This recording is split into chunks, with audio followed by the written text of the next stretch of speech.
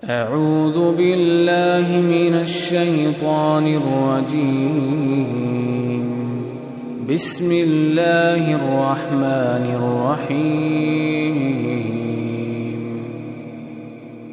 Bismillahirrahmanirrahim. Alhamdulillah wassalatu wassalamu ala Rasulillah wa ala alihi wa ashabihi wa man tabi'ahum bi ihsanin ila yaumiddin wa ba'd. Ikhwati fillah, a'azzani Allah wa iyyakum. Pembahasan kali ini kita akan membahas tentang apa-apa yang tidak merusak puasa seseorang. Yang pertama, berbekam dan fasdu. Seseorang yang berbekam dalam keadaan berpuasa, apakah batal puasanya atau tidak? Para ulama berselisih dalam hal ini.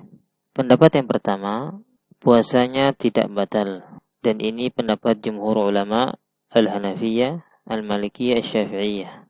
Sebagaimana hadis Ibnu Abbas radhiyallahu anhuma, beliau berkata, "Anna Rasulullah sallallahu alaihi wasallam ihtajama wa huwa sha'im." Rasulullah sallallahu alaihi wasallam berbekam sementara beliau dalam keadaan berpuasa. Dan dalam hadis Anas ibn Malik radhiyallahu anhu, beliau bertanya, "Akuntum takrahunal hijamah lis-sha'im?" Qala la, illa min ajli ad-dha'fi. Apakah engkau membenci berbekam ketika berpuasa? Dia menjawab tidak, kecuali jika fisik lemah. Dan juga sebagaimana hadis dari sebagian para sahabat, mereka mengatakan, nahan Nabi sallallahu alaihi wasallam 'anil wisal fi siyami wal hijamah lis-shaimi ibqa'an 'ala ashabihi wa lam yuharrimha.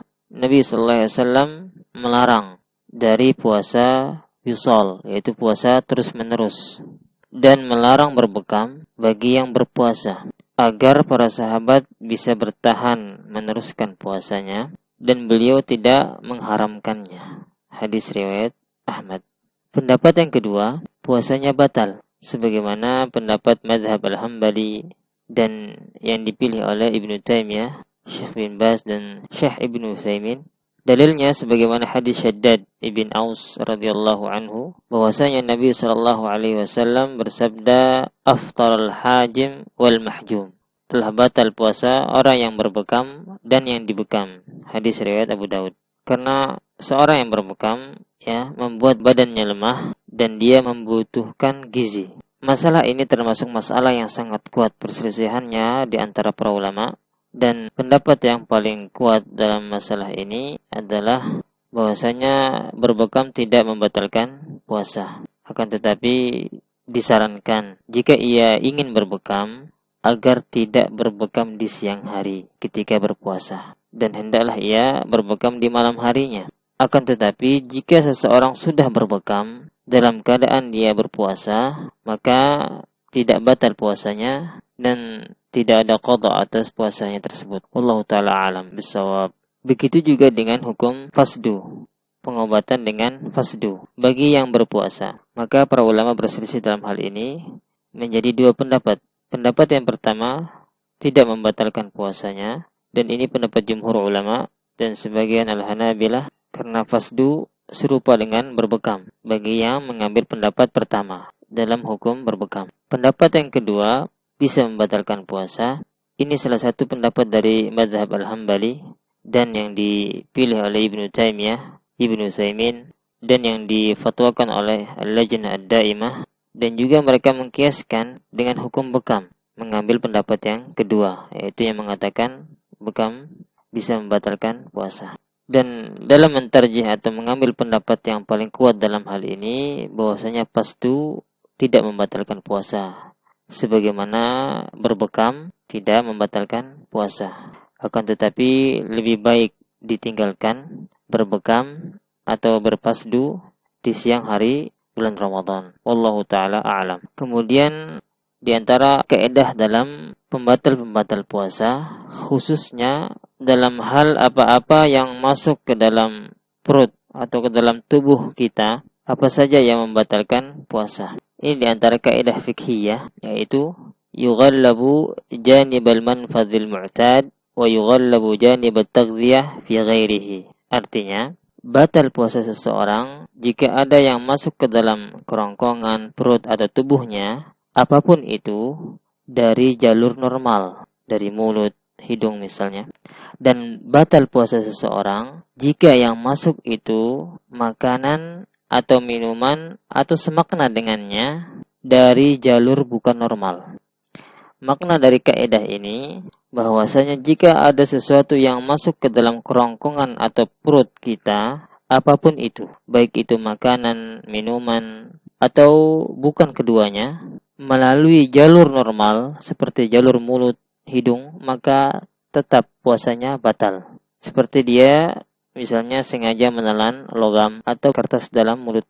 Akan tetapi, jika yang masuk ke dalam kerongkongan perut atau tubuhnya itu dari jalur bukan normal, seperti dari mata, dari urat nadi, telinga, dan lain sebagainya, maka dilihat sesuatu itu.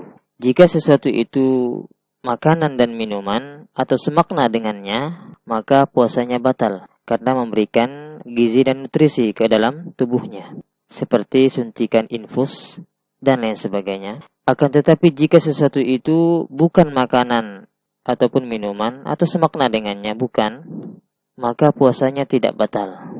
Seperti suntikan yang tidak mengandung gizi dan nutrisi, atau obat tetes mata, tetes telinga, ya. Karena obat tetes mata atau tetes telinga masuk dari jalur bukan normal dan dia tidak mengandung gizi dan nutrisi. Akan tetapi jika mengandung gizi dan nutrisi dan bisa menguatkan badan, maka puasanya menjadi batal. Maka dari sekian pembatal-pembatal puasa yang sudah kami jelaskan, maka perlu kita ketahui syarat-syarat seseorang itu jatuh dalam pembatal-pembatal puasa.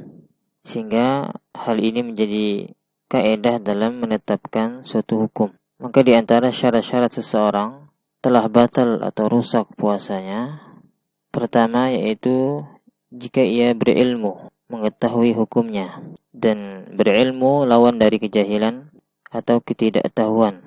Kemudian yang kedua, jika ia melakukan pembatal-pembatal tersebut dengan disengaja, maka terkenalah pembatal tersebut pada dirinya.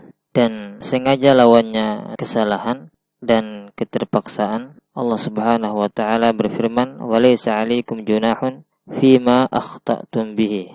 Dan tidak ada dosa atasmu terhadap apa-apa yang kamu khilaf padanya. Kemudian dalam ayat yang lain, "Rabbana la tu'akhidna in nasina aw akhta'na."